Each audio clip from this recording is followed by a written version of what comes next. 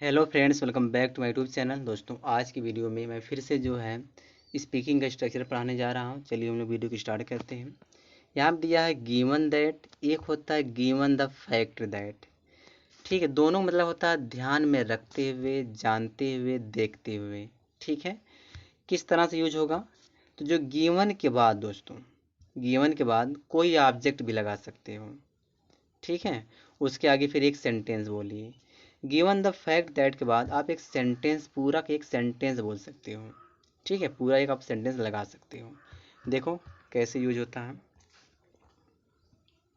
जैसे बोलना है, अपनी स्थिति को देखते हुए उसने अच्छा खेला।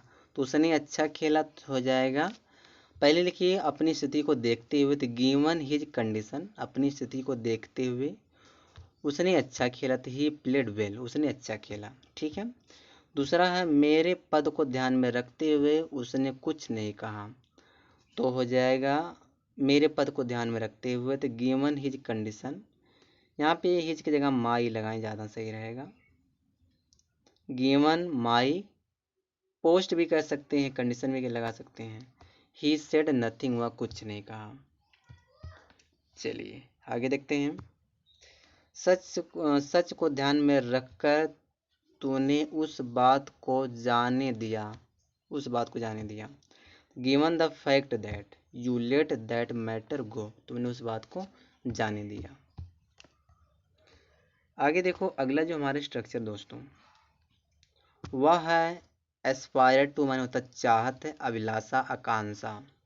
इसका मतलब ये होता है सब्जेक्ट लगाइए, एस्पायर्स टू करिए, वर्ब का फर्स्ट फॉर्म करिए, उसके बाद ऑब्जेक्ट करिए। ठीक है, जिसे बोलना कि मैं फेम की अभिलाषा नहीं रखता हूँ, क्या हो जाएगा? I don't aspire to fame, मैं फेम का अभिलाषा नहीं रखता हूँ। उसे एक एक्टर बनने की चाहत थी, तो she aspire to become an actor.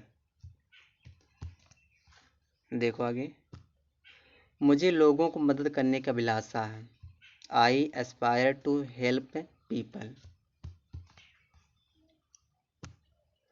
मुझे अभिलाषा है कि मैं उसे पढ़ाऊँ, I aspire to teach him. ठीक दोस्तों, तो एस्पायर, एस्पायर्ड ये सब कर देंगे। अगर टेंस पास्ट रहेगा तो एस्पायर्ड कर देंगे, प्रेजेंट रहेगा एस्पायर, एस्पायर्स कर देते हैं। अगला जो हमारा स्ट्रक्चर है, वह स्ट्रक्चर हमारा है इन view of, in the view of the fact that. इसका मतलब होता है विचार में रखते हुए, ध्यान में रखते हुए। ठीक है, जैसे बोलना इन व्यू ऑफ के बाद दोस्तों आप नाउन लगा सकते हो, फिर एक सेंटेंस बोल सकते हो। और आगे यहाँ दिया in the view of the fact that, उसके बाद दिया आप एक सेंटेंस बोल सकते हो। ठीक है, पंखा को बंद कर दूं मैं। देखो, तो स्ट्रक्चर हमारा हो गया, ये हमारा स्ट्रक्चर हो गया है। एग्जाम्पल देखो, एग्जाम्पल में क्या कह रहा है। जैसे बोलना है, तुम्हारे बर्ताव को ध्यान में रखते हुए मैं वहाँ जाने के बारे में नहीं सोचा। तो क्या हो जाएगा? In view of your behaviour, तुम्हारे बर्ताव को ध्यान में रखते हुए। I did not think of going there, मैं वहाँ जाने के बारे में नहीं सोचा। देखो, अपनी स्थिति को ध्यान में रखते हुए मैं आपकी मदद करने का प्रयास किया। In view of your condition I try to help you. ठीक है, तो आप इस तरह सेंटेंस बोल सकते हो, बना सकते हो। इस बात को ध्यान में रखते हुए कि तुम एक बेईमान खिलाड़ी हो, फिर भी तुम्हें भाग लेने का मौका मिला। In view of the fact that you are a dishonest player, you got to the participate। आगे देखो, तुम्हारे भाई को ध्यान में रखते हुए मैं उसे इस कंपनी में काम नहीं देना चाहता हूँ। In view of your brother I don't want to hire him in this company. ठीक है, आगे देखते हैं जो अगला हमारा स्ट्रक्चर है। यह देखो क्या है,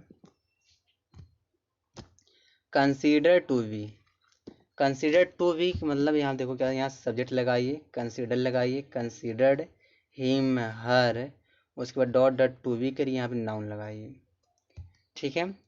मैं तुम्हें एक महान टीचर समझता हूँ। I consider you to be a great teacher. ठीक है।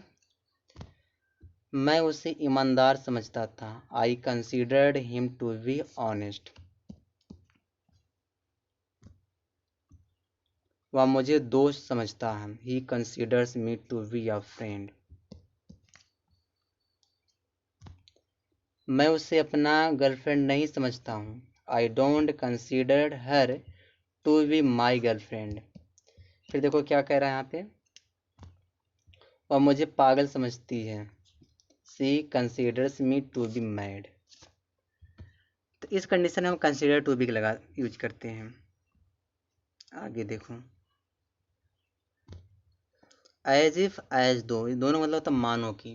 तो सबसे पहले आप एक सेंटेंस बोलिए, फिर एज इफ लगाइए, सब्जेक्ट लगाइए, were had would plus second form लगाइए, एडजेक्टिव प्लस नाउन या ऑब्जेक्ट लगाइए। जैसे बोलना है, तुम तो ऐसे बात कर रहे हो जैसे तुम मुझे जानते हो। तो इस तरह से कैसे अंग्रेजी बोलेंगे, तो यहाँ देखो दिया है, you are talking as if you know me. तुम ऐसे बात कर रहे हो जैसे तुम मुझे जानते हो। वह ऐसा दिखता है जैसे कि वह मेरा भाई है। She looks as if he were my friend हो जाएगा। ठीक है, कंडीशन नहीं है इसीलिए यहाँ पे वर लगेगा, ही के साथ भी वर लगेगा, वाज नहीं लगाना है। आगे देखो,